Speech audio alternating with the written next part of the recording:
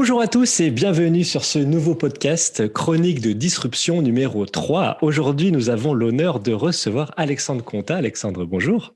Bonjour Samuel, merci Alors pour Alex, l'invitation. oh bah de rien, hein. C'est toujours un plaisir de discuter avec toi. On avait déjà fait quelques podcasts vidéo pendant le premier confinement et j'avais beaucoup apprécié ta vision du monde et puis comment dire, le fait d'être dans l'action plus que dans un peu de rester à réfléchir sans rien faire. Et je pense que c'est ce qu'on va parler aujourd'hui. Donc, tu es le fondateur de D-Studio 3D, donc c'est basé à Troyes, et tu fais de l'audit, de l'accompagnement, de la vente d'imprimantes 3D et des services d'impression 3D. Et puis, tu Oui, as une autre boîte qui est 3Digit, c'est de la fabrication additive métal dans le domaine du dentaire. c'est ça. Alors, est-ce que tu peux, pour commencer, peut-être pour ceux qui connaissent pas forcément très bien le sujet, nous dire, toi, quelle serait ta définition de l'impression 3D? C'est très simple. L'impression 3D ou la fabrication additive, hein, appelez ça comme vous voulez, c'est le même, c'est le même, la même chose. Ça consiste à produire des objets par une superposition de couches de différentes matières.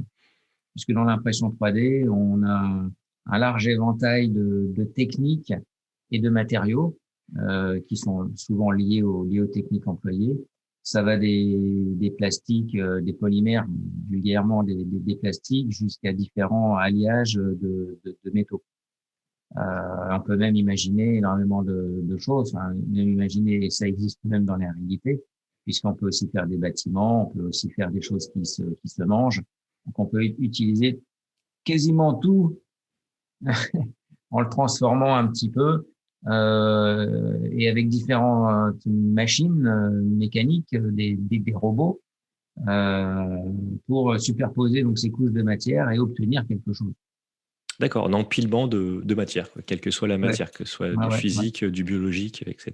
Tout à fait. En fait, l'impression 3D, c'est l'alliance d'une mécanique robotisée, donc d'une machine à commande numérique qui est commandée par un processeur et un programme.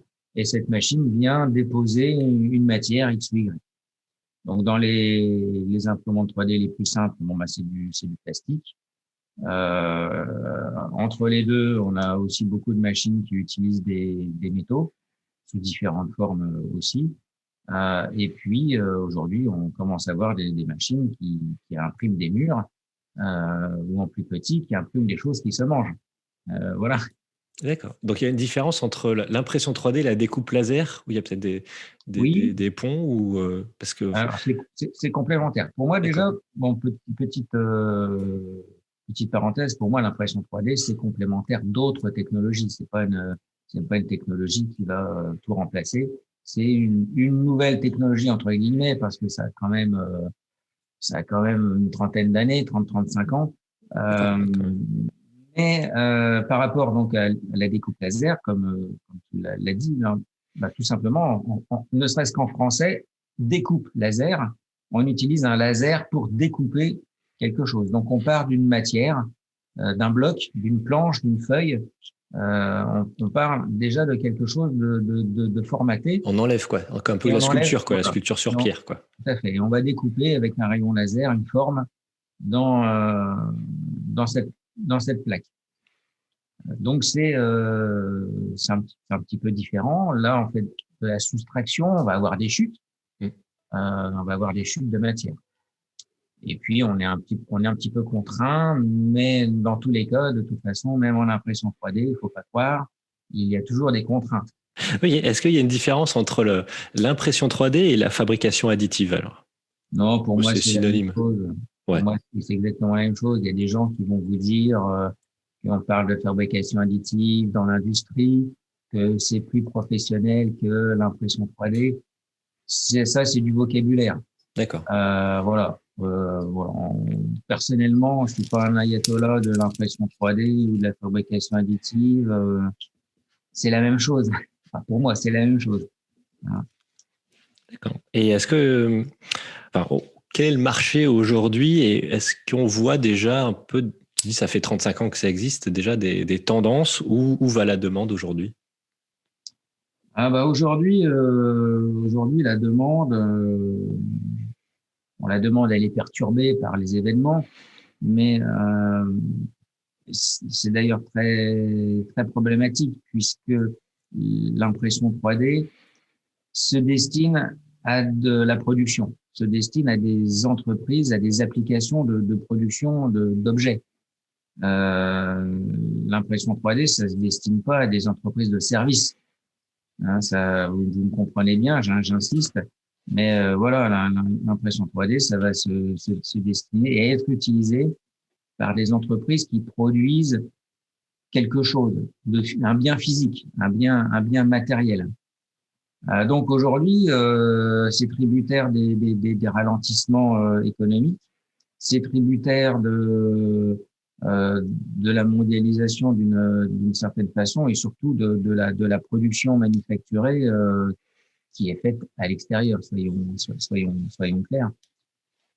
Si on parle du marché français, le marché français de l'impression 3D, il est tributaire des autres marchés. Hein, c'est donc tributaire du marché de l'automobile, du marché de l'aviation, du marché d'un certain nombre de choses qu'on produit encore peu, malheureusement, en France. Donc aujourd'hui, c'est tributaire de ça. Donc c'est plutôt aujourd'hui, c'est plutôt calme. Mais enfin, dans ma tête, hein, après, je ne sais pas si c'est la réalité, je le vois plutôt comme un outil de prototypage rapide qui va servir dans des bureaux d'études pour tester des choses et après de partir en série, peut-être à l'étranger à ce moment-là. Donc, cette demande, elle peut être dans ce bureau d'études dans un premier temps pour faire du prototypage et après de partir en production ailleurs. Oui, c'est une des applications, c'est l'application de base. Donc c'est vrai, on peut en parler puisque c'est encore dans l'esprit et c'est encore utilisé. On en est encore là. Il y a encore d'ailleurs beaucoup de chemin dans cette branche, dans l'une de ces branches de l'application de l'impression 3D. Effectivement, le prototypage. D'ailleurs, avant de parler d'impression 3D et de fabrication additive, dans les années 80-90, on parlait de prototypage rapide. C'était donc encore un autre terme. Et je peux même sortir un quatrième terme. On parlait dans ces années-là aussi de stéréolithographie quand on parlait d'impression 3D. Parce que c'est l'une des technologies employées, c'est l'une des premières et c'est une des technos qui est employée dans ces années-là. Mais pour en revenir donc au prototypage, c'est vrai que c'est l'application majeure et c'est l'application dans laquelle il y a encore énormément à faire puisque c'est vrai qu'il y a encore pas mal de bureaux d'études qui ne sont pas équipés d'imprimantes 3D. Bon, ça se limite pas à ça, hein, l'application de l'impression 3D se limite pas au proto, mais il y a encore de quoi faire dans ce domaine. Il y a encore de quoi faire.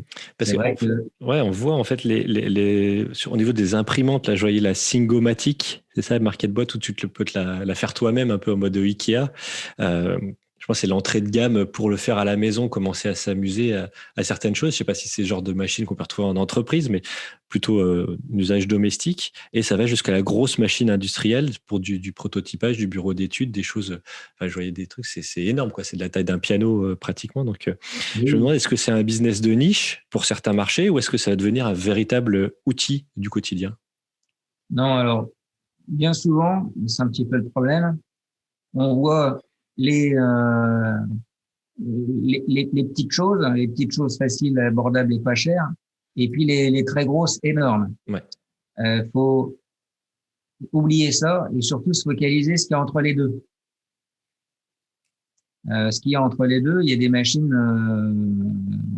entre les deux à quelques milliers d'euros qui sont parfaites pour commencer ou pour même aller plus loin pour produire dans des bureaux d'études ou dans des entreprises. Il n'est nul besoin d'investir des dizaines de milliers d'euros pour s'équiper d'une imprimante 3D dans une entreprise. Quant aux machines à quelques centaines d'euros, bon, bah oui, c'est très bien, ça existe, c'est facilement accessible sur AliExpress, Wish ou Amazon, enfin, la plateforme que vous voulez. C'est un bon début. Par contre, c'est un début qui dure depuis 10 ans. Il va peut-être falloir passer à autre chose un jour. D'accord. Donc, ce que tu dis, c'est un peu intéressant de regarder le milieu de gamme, on va dire, entre le début pour se faire un peu la main et commencer à comprendre certaines choses, et puis le truc extrêmement professionnel, Oui, qui est limite à parce que là, on arrive à de la série finalement, non, sur des grosses machines comme ça. oui, on peut faire de la série, bien sûr. On peut faire de la série avec n'importe quelle machine, de toute façon. Tout dépend ce qu'on veut produire en série avec. Hein.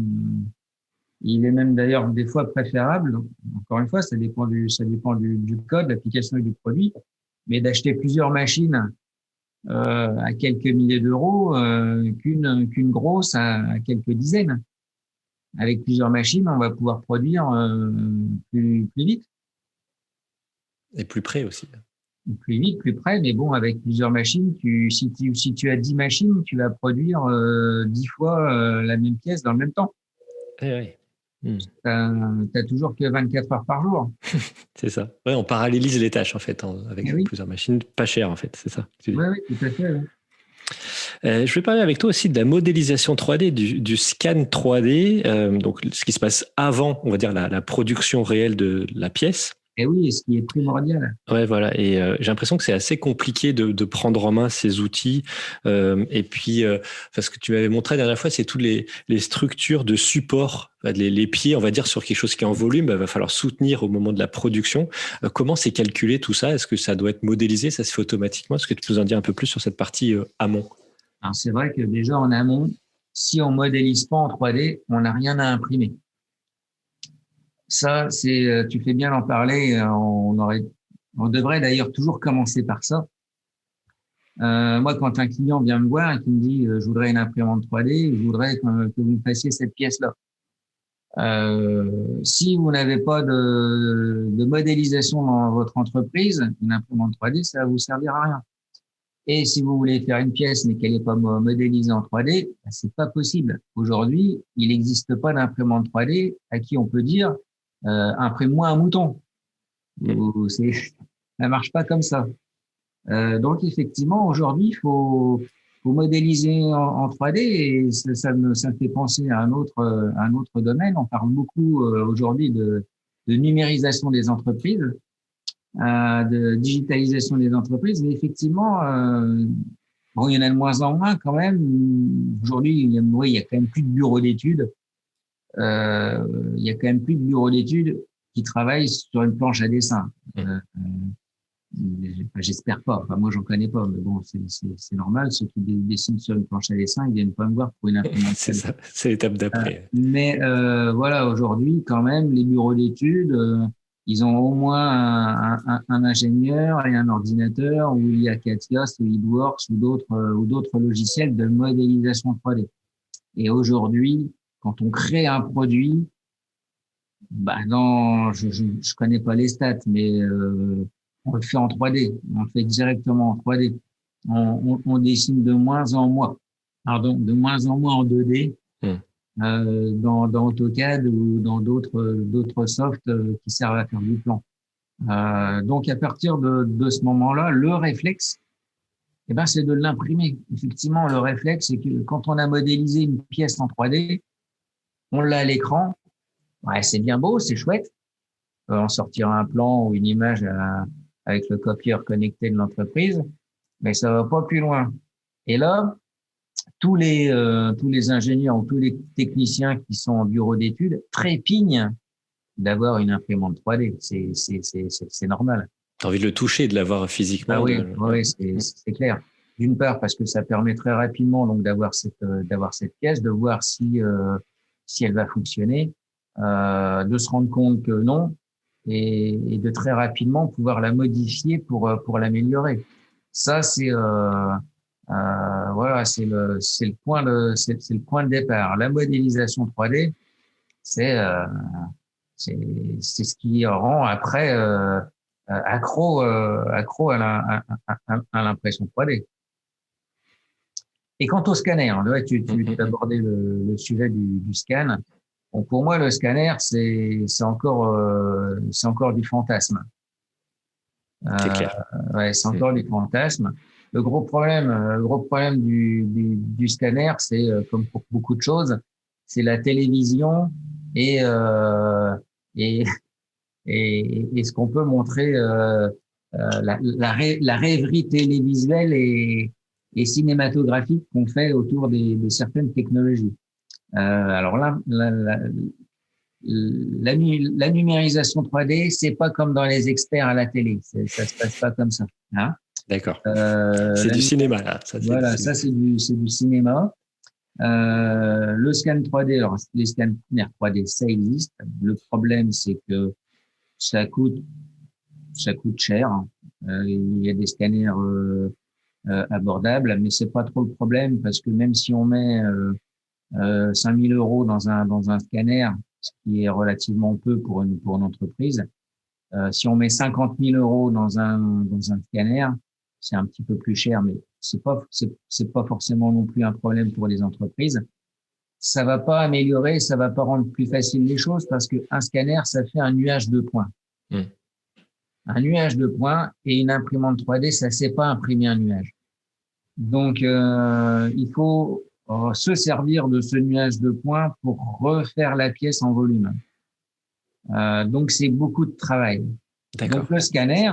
Ça fait pas le travail, en fait. C'est ça que tu veux dire. C'est que ça pré-mâche le travail, ça donne un peu un plan au plan, quoi. Tout à fait. Donc, le scanner, c'est très bien comme un outil qu'on va intégrer dans une chaîne numérique. Ça, j'aime assez d'ailleurs ce terme parce que l'impression 3D, c'est un maillon d'une chaîne numérique. Le scanner, ça va être aussi un maillon de la chaîne numérique. Après, il va falloir que l'utilisateur se serve de ce nuage de points pour refaire le volume, pour refaire la pièce. Donc, c'est très utile dans certains cas, c'est très utile dans des cas où on part de rien, où on doit, par exemple, je sais pas, refaire un bloc moteur, refaire une partie d'une voiture. C'est très pratique pour des très grosses pièces pour lesquelles on n'a pas de plan, on n'a rien. C'est très pratique pour des pièces où il y a des courbes. C'est très utile aussi dans tout ce qui va être artistique et archéologique, parce que là, il y a pas de forme géométrique. On peut difficilement prendre des cotes au réglet et au pied à coulisse sur une sculpture antique. Vous me suivez. Par contre, voilà, quand la pièce est simple, ça va beaucoup plus vite de prendre son réglet et son pied à coulisse et de la refaire directement dans le logiciel. Ouais, avec des cotes assez classiques. Ouais, il n'y a pas de solution miracle pour faire un scan et avoir tout de suite la pièce aux cotes avec les bonnes géométries, les arêtes nickel dans son ordinateur. Non, c'est pas encore le cas, ça. Voilà. Il y a du rêve de la télé, mais dans la réalité, c'est plus compliqué. Et puis même, ce que tu dis, c'est aussi dans certains cas, ça peut être plus adapté que dans d'autres. Donc… Oui. Donc ça peut s'intégrer dans une chaîne, mais c'est un coût, c'est du temps, et le temps, c'est de l'argent. C'est le coût du matériel, c'est le coût de la personne qu'il faut former, et ça va être un technicien qu'on va payer cher. Donc voilà, c'est du temps et de l'argent. Ouais, de l'optimisation de ce temps et cet argent avec ces outils-là. Voilà, vu qu'on parle de la partie amont, tu m'avais montré, moi j'étais complètement scotché par ça. C'est le logiciel, en fait, à partir d'une structure que tu as modélisée en 3D, il va te dire comment l'optimiser pour améliorer sa résistance. Oui. Je sais pas, je voyais dans le domaine des plâtres aussi, ça a fait un peu en mode texture d'abeille, où tu avais montré aussi comme un rivet ou une espèce de broche avec des vis à mettre, et automatiquement ça va te l'optimiser pour être beaucoup plus résistant. Oui. Alors comment ça se passe? Ça, c'est génial parce qu'effectivement, aujourd'hui, on a des logiciels donc qui viennent après. C'est sympa cette chaîne. Il faudrait même quasiment pouvoir la visualiser parce que là, je sais pas si les gens vont comprendre où ça s'intègre. Mais effectivement, aujourd'hui, on a des logiciels qui permettent soit de partir d'une forme, soit de partir d'un besoin. Je vais essayer d'expliquer ça de façon… Ouais, c'est bien. Partons du besoin, ouais. Auditive, pour que ce soit clair. Imaginons une pièce qui doit être un support, qui doit supporter une charge. Et cette pièce a des trous pour y mettre des vis pour que ce soit fixé à une autre pièce. Typiquement, là, on va s'imaginer une équerre de fixation. Je pense que dans la tête des gens, ça peut se visualiser. Une équerre qui va se fixer sur un mur et qui va supporter un certain poids et surtout une force pour, par exemple, tenir un moteur. Et ben, on a des logiciels qui vont déterminer la forme et qui vont des logiciels qui vont dessiner une sorte d'arbre ou de branchage pour optimiser donc la résistance à certains endroits entre les trous de fixation, le mur et la pièce. Donc l'équerre, elle va pas forcément être rectangulaire comme on a l'habitude de les voir, mais cette équerre, elle va avoir une forme organique comme des branches d'arbres. Ça se rapproche de la nature, ouais. Et oui, quand on regarde la nature, quand on se balade en forêt, quand on peut et quand on a le droit, on va se rendre compte que les arbres sont pas idiots, que la nature est pas idiote et qu'elle va faire des branches d'une certaine façon parce que à certains endroits il y a besoin de résistance et à d'autres endroits beaucoup moins. Et que la nature, eh ben, elle allège les choses ou elle les renforce suivant les besoins. Ben, aujourd'hui, on a des logiciels avec des algorithmes qui vont dessiner ça. Et c'est rendu possible d'une part par ces logiciels et d'autre part parce qu'en impression 3D, en fabrication additive, on va pouvoir matérialiser ces formes complexes. On va plus être réduit à des outils d'usinage. Donc, on n'est plus contraint de faire des pièces rectangulaires, par exemple. Avec l'impression 3D, justement, on va pouvoir faire des pièces avec des formes organiques. Ouais, on se rapproche de la nature, on s'inspire de la nature et l'impression 3D permet ça, de sortir de la ligne droite qui n'existe pas, je pense, dans la nature. Il y a un petit mot de vocabulaire, c'est toujours être intéressant, c'est ce qu'on appelle le design génératif, le générative design.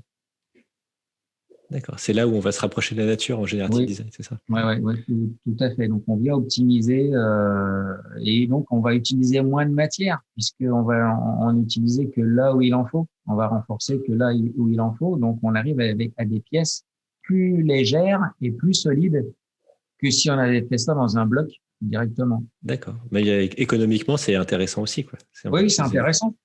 Ça, c'est très utilisé dans des domaines où on a besoin d'économiser l'énergie, clairement, donc de faire des pièces efficientes, de faire des pièces plus légères. Ouais, là, on touche pas à un rêve, mais en tout cas, d'avoir des choses qui soient plus résistantes, moins chères, avec moins de matière aussi à l'intérieur. Donc... Oui, alors moins cher. Alors, le moins cher, il se limite pas. Justement, dans l'impression 3D, le moins cher, il se limite pas à l'instant T ou à la pièce en elle-même. Ça va plus loin que ça. La pièce, elle est plus chère, mais comme elle va permettre de faire des économies à plusieurs titres, des économies de temps, parce que la pièce, on va l'avoir plus rapidement. Des économies sur le long terme, parce que la pièce, elle est plus légère et elle va nous permettre de faire des économies sur l'ensemble de l'objet de l'appareil. Typiquement, prenons le cas d'un avion. Si en impression 3D, on fait des pièces qui sont plus légères que d'une manière classique, ces pièces-là, à l'achat, elles sont plus chères. Mais sur la durée de vie de l'avion, elles vont permettre de faire X tonnes de kérosène d'économie. Donc, sur la vie de l'avion, donc sur l'usage de l'appareil, on va faire des économies. Et là, c'est rentable. Il faut regarder moyen-long terme, en fait. Voilà, il ne faut pas se limiter à la pièce. Faut pas voir ça comme un acheteur dans le monde de l'automobile qui va vouloir faire des économies sur les boulons, sur le moindre centimètre carré de tissu des sièges ou sur n'importe quoi. Non, là, ça n'a aucun sens. La pièce imprimée en 3D sera plus chère que n'importe quoi. Mais elle va permettre de faire des économies sur l'ensemble et sur l'usage de l'objet. Ouais, donc c'est de regarder l'ensemble et pas seulement la pièce en elle-même, et puis sa durée de vie complète, quoi, sur Bon, le cycle de vie à moyen long terme. aujourd'hui, il est plus important de faire des économies sur les 20 ans ou les 25 ans de durée de vie d'un avion que sur son achat. Ouais.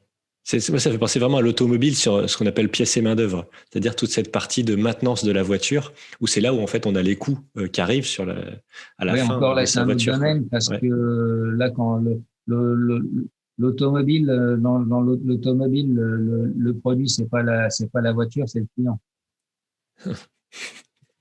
Vaste débat, là, hein. Là, ce qui compte dans l'automobile, c'est que le client soit à la concession tous les mois. Donc, c'est pas pareil. Et j'aimerais que tu me parles aussi, j'avais lu là sur ce que tu avais écrit, de l'impact de l'impression 3D sur l'économie locale. Est-ce que tu peux nous en dire plus sur ça? Et ça m'intéresse en lisant ça, je me suis dit, ah tiens, j'avais pas fait le lien impression 3D et économie locale. Comment tu vois les choses? Comment je vois les choses? Ça, c'est là, on est un petit peu plus dans le rêve, dans le rêve tout de même. Aujourd'hui, c'est encore du domaine du rêve et je vais pas dire que je sais pas, je saurais pas dire si aujourd'hui ça se rapproche ou si ça s'éloigne avec les événements. Mais on pourrait, enfin, il y a des personnes qui imaginent que demain, grâce à l'impression 3D, on réalisera les choses, les objets achetés plus proches du consommateur. Ça fait partie d'une théorie aujourd'hui. C'est encore qu'une théorie de relocaliser, pardon, la production au plus près des consommateurs. Et l'impression 3D, la fabrication additive serait un des outils qui aiderait cela. Tu vois, aujourd'hui, je suis plus au conditionnel qu'autre chose. D'accord, mais c'est dans le cadre de la relocalisation, un peu sous ce mouvement de se dire Ouais, produisons le plus près, arrêtons de faire venir des énormes conteneurs de Chine ou d'autres pays. Et, ouais, et enfin, ça va au-delà de l'impression 3D. Pour le coup, c'est aussi la production agricole, tout toute à cette fait. partie aussi Ouais, d'importation qu'on a. De faire. complètement.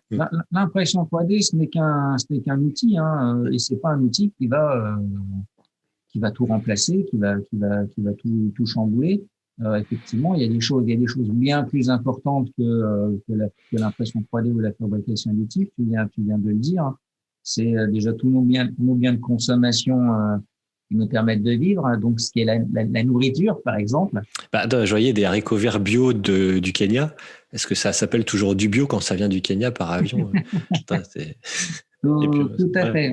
c'est la même chose. Ouais. On est bien d'accord. Moi, en ce moment, j'ai une nouvelle marotte. Je m'intéresse à l'apiculture et on trouve du miel bio provenant enfin, je regardais une étiquette, hein, un mélange de miel français et de provenance Union européenne et hors Union européenne.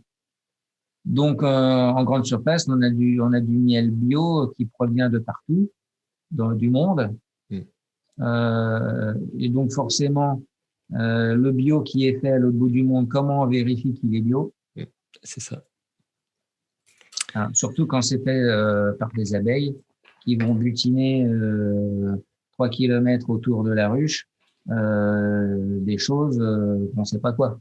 C'est ça, c'est la garantie. On ne va pas aller demander un label à l'abeille, quoi.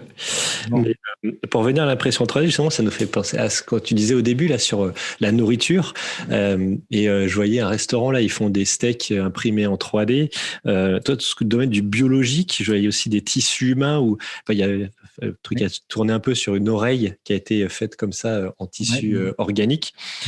Comment tu vois les choses sur cet avenir de je sais pas, de la médecine, la fusion de la médecine, on va dire, et puis de l'impression 3D?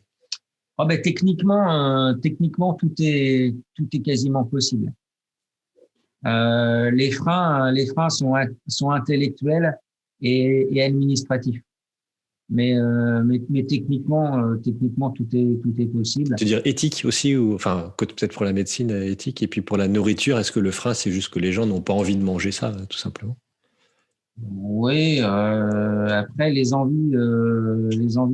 sur les envies des gens, je n'y connais rien. Mm. Euh, euh, Ça, je serais très mal placé pour dire de quoi les gens peuvent avoir envie, parce que souvent je suis surpris. Euh, bon, un steak imprimé en 3D. Alors déjà, qu'est-ce que c'est? Qu'est-ce que c'est un steak imprimé en 3D?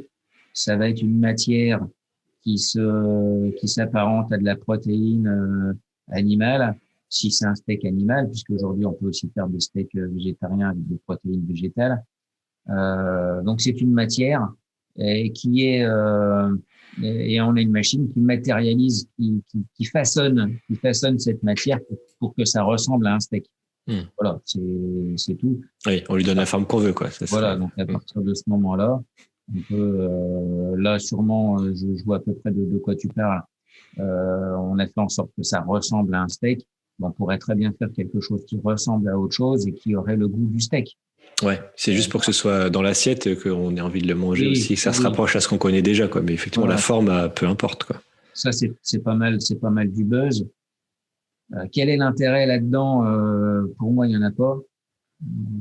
Pour moi, il y a aucun intérêt à faire un steak en impression 3D. On peut faire des faux steaks dans une usine avec des moules.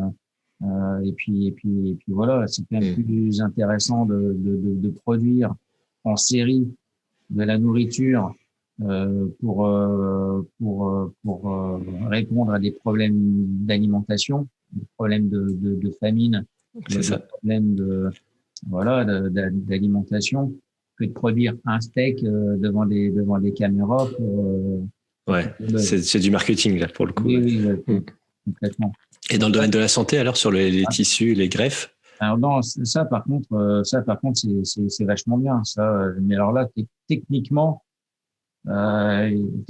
tout est possible. Il y a pas de limite. Ce qui va être compliqué, ça va être de rendre ces choses-là utilisables d'un point de vue administratif, parce que ça va être très compliqué de faire en sorte que ce soit qualifié, que ce soit euh, accepté par les administrations médicales qui normalisent tout et qui vont contrôler ça plus que des vaccins contre le Covid.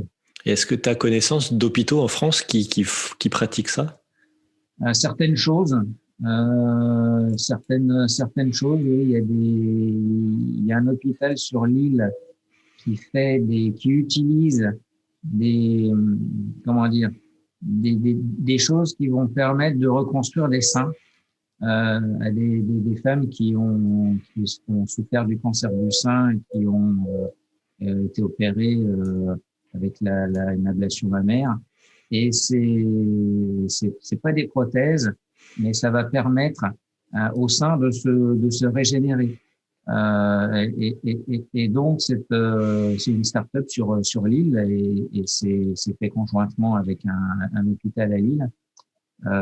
Les matières graisseuses du sein vont se reconstruire grâce à cette armature qui est implantée. C'est très bien parce qu'en fait c'est une aide au corps humain Ouais, c'est ça. C'est un petit boost à la nature, en fait. voilà, C'est ça pour qu'il se rebooster. reconstruise. Ouais. Quand tu parlais d'oreilles tout à l'heure ou de tissus, c'est pareil. C'est des choses qui vont venir pour aider le corps à se reconstruire. Donc là-dedans, il y a énormément de choses avec l'utilisation de cellules souches.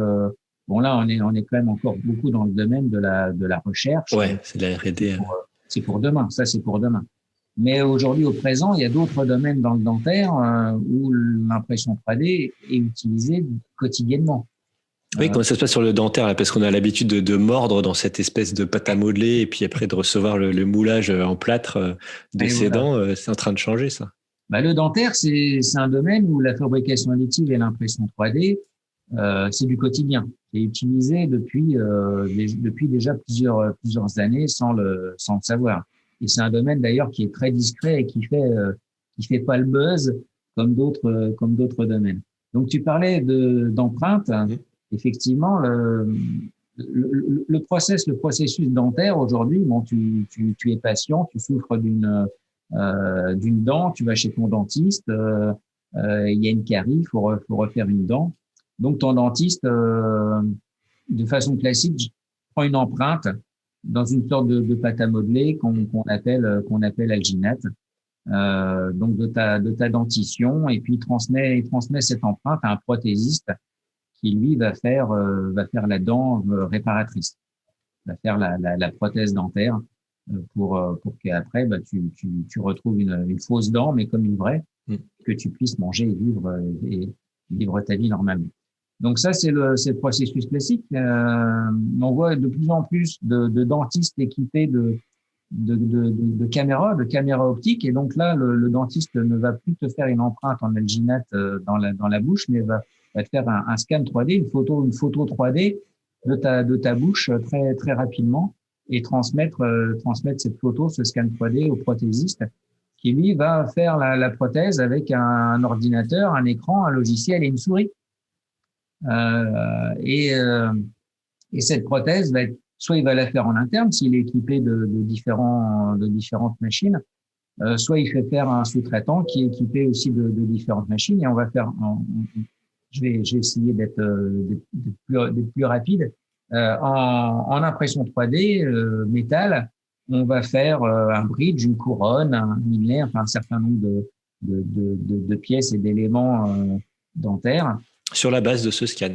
Sur la base de ce scan, d'ailleurs, il y a aussi des prothésistes qui scannent l'alginate ou le modèle qu'ils auront fait de cette empreinte en plâtre, et numérisent et font la prothèse en numérique. En fait, le prothésiste dentaire aujourd'hui, c'est un métier qui est transformé numériquement. Ça, c'est vraiment un métier aujourd'hui numérique et encore manuel, artisanal. Un travail de prothésiste, c'est très artistique, c'est un très beau métier d'ailleurs. C'est l'orfèvrerie, c'est du sur-mesure, quoi. Pour le coup, chaque pièce est unique, quoi. C'est du sur-mesure. Alors ça, c'est une très très belle remarque, parce que il n'y a pas de dents identiques. On peut pas mettre la dent de Pierre sur Paul. C'est pas possible. Donc ces entreprises qui produisent des prothèses dentaires, des bridges ou des couronnes tous les jours, elles n'en font pas deux pareilles. Et quand une entreprise fait 200, 500, 1000, 1500, enfin, beaucoup pour certains gros sous-traitants, il y a pas deux pièces identiques. Oui, la série n'existe pas, là, pour le coup. Non, c'est de la série personnalisée, voilà. Ouais, si on fait 200 pièces par jour ou 1000 pièces par jour, voilà, il n'y en aura pas deux identiques. Et c'est le gros avantage de l'impression 3D, c'est de pouvoir justement faire ces X pièces tous les jours, et uniques. Voilà, pour le patient, pour Pierre, pour Jacques, pour Paul. Là, c'est pour le coup, on parlait de marché tout à l'heure. On est clairement sur un marché où il y a du volume, mais du volume unique. Oui, tout à fait. Ouais, c'est intéressant de voir l'avantage pour le coup de l'impression 3D ici, parce que ça va te permettre aussi. Et oui, c'est vraiment un avantage complet, parce que c'est rapide. Là, on trouve l'impression 3D rapide, même s'il faut 4, 5 ou 6 heures pour faire une production d'une centaine de pièces en métal pour le dentaire, c'est rien. C'est rien. Le prothésiste, il a sa pièce le lendemain. C'est un process qui est industrialisé finalement. Oui, oui, complètement. T'as enchaîné, tu gères la montée en charge, ta production à l'unité. Oui.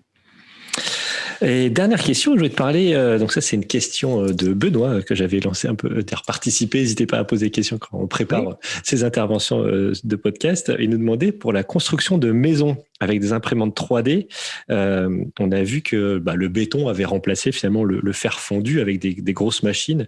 Est-ce que c'est un doux rêve, une utopie, ou il n'y a pas de business model réel derrière, un peu qui fait le buzz, ou est-ce que c'est vraiment une voie à suivre, sachant qu'il y a toutes les problématiques de normes, d'isolation, de durabilité qu'on a dans le bâtiment aussi? Non, ça c'est génial. Oui, c'est vrai qu'il y a le côté génial. Moi, j'y suis aussi très sensible, comme tout le monde. Je trouve ça fantastique. Techniquement, c'est pas très compliqué. C'est une grosse imprimante 3D Au niveau des matières, alors au niveau des matières, il y a énormément justement de recherche et de développement sur les matériaux utilisés. Personnellement, je trouve ça génial. Alors déjà, effectivement, il y a le côté, il y a le côté taille, mais je trouve ça très bien parce que ça permet, d'une part, encore une fois, de faire des formes spéciales. Ça permet de construire rapidement. Ça permet d'utiliser la matière qu'on va trouver sur place. Au niveau de ces projets de maison imprimée en 3D, il y en a partout. Il y en a partout dans le monde. Il n'y a pas un champion du monde et il n'y a pas un premier sur la planète. Il s'en fait partout. C'est très bien quand et c'est souvent le cas de toute façon quand c'est lié avec une démarche d'utilisation de matériaux locaux. Le sable, par exemple, les pays les pays des Émirats arabes unis ou d'Arabie saoudite sont très très pionniers d'ailleurs dans ce domaine, mais ils ont une démarche, je trouve personnellement intelligente, parce qu'ils ont du sable, ils ont du pétrole, ils ont de l'argent, ils essayent de lier tout ça pour construire des choses, et c'est plutôt pas mal. Alors, le problème, tu l'as touché du doigt, effectivement, dans des pays comme les nôtres, ça va être la normalisation. Ça, encore une fois, on en parlait tout à l'heure dans le médical. Le problème, ça va être un problème de papier. Ça va pas être un problème technique ou de matière. Ça va être un problème de normalisation. Ça va être un problème de levée de bouclier de la profession. Ça va être, ça va être des problèmes de papier et de lobbying aussi. Et de lobbying et de parlotte. Donc, on n'a pas encore un maçon à côté de chez soi qui sera équipé et qui fera une maison, en impression 3D. En France, je ne pense pas que ce soit pour demain. Il y a encore pas mal de problèmes à régler et on en découvrira et on en créera au fur et à mesure que ça viendra. Très bien. Merci pour toutes ces informations. On a appris plein de choses. En tout cas, pour ma part, j'ai appris plein d'informations grâce à toi. Et puis surtout qu'on voit que l'impression 3D, c'est un domaine très vaste. Ça part de la petite pièce unique. Je voyais quelqu'un qui faisait une impression pour lui. Il voulait faire des moules, des emporte-pièces, qui avait des idées d'emporte-pièces qu'il ne trouvait pas dans le commerce. Donc, il l'a fait lui-même avec son impression 3D. Et puis, jusqu'à la construction de maisons ou de cellules souches ou de greffes de santé. Donc, le domaine est extrêmement vaste. Et puis, Alexandre, tu as la gentillesse d'intervenir comme formateur chez Acadie pour 4 formations.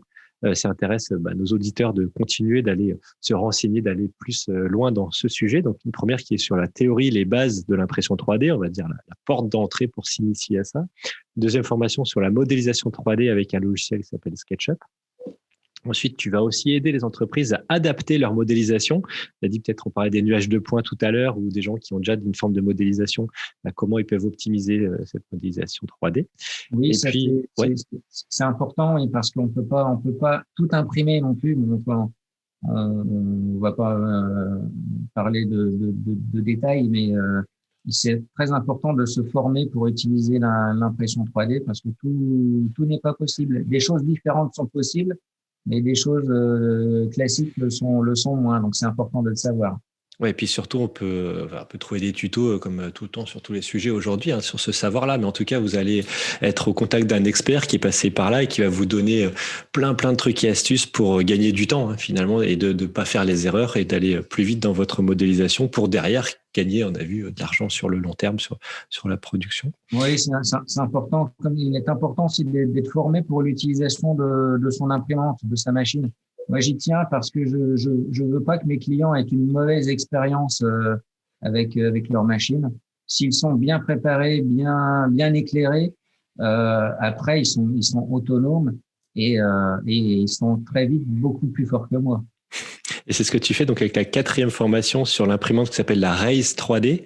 Est-ce que tu peux nous en dire un peu plus sur cette imprimante-là et le programme que tu fais sur cette imprimante? C'est des imprimantes que je commercialise forcément, mais c'est un accompagnement que je fais lorsque je vends ces machines. Je tiens à initier mon client pour qu'il l'utilise bien. C'est pas compliqué, mais très vite, en quelques heures, je fais part de mon expérience pour leur éviter des déboires et que ça se passe bien. Je fais ça parce que il m'est arrivé, et encore aujourd'hui, de passer après dans des entreprises qui ont déjà été équipées d'imprimantes 3D il y a quelques années, il y a 5 ou 10 ans, et ils ont eu une mauvaise expérience. Et c'est souvent, dans ce cas-là, c'est souvent difficile de revenir. Ils disent, ouais, non, on en a eu une, ça marchait pas, c'était pas bien, on veut plus en entendre parler et tout. Donc, je veux éviter ça. Et quand on est prévenu, quand on est accompagné, ben, l'expérience, elle est top. Et puis, je te dis, Samuel, aujourd'hui, j'ai des clients qui sont bien meilleurs que moi. C'est aussi ça, c'est des machines qui commencent à être un peu techniques et il y a besoin d'une prise en main, d'un accompagnement. C'est pas parce qu'on a l'outil qu'on sait forcément s'en servir. Le domaine, enfin, ça s'applique à plein de choses de la vie en général et encore plus pour ces machines-là. Oui, voilà. Parfait. Ben, merci pour tous ces échanges et je voulais te laisser le mot de la fin. Est-ce que tu veux dire quelque chose pour conclure? Je te laisse libre antenne. J'ai pas réfléchi à un mot de la fin. Je voulais te remercier, Samuel, pour tes questions, ta sympathie et puis ta plateforme qui permet aussi de rencontrer d'autres formateurs, puisque tu es un domaine assez vaste dans le numérique et c'est très intéressant et l'échange et les rencontres humaines sont aussi très importantes. Eh ben, merci pour tout. Et puis, je vous dis à bientôt pour de nouvelles aventures sur le podcast Chronique de Disruption. Au revoir, Alexandre. Au revoir, Samuel. À bientôt.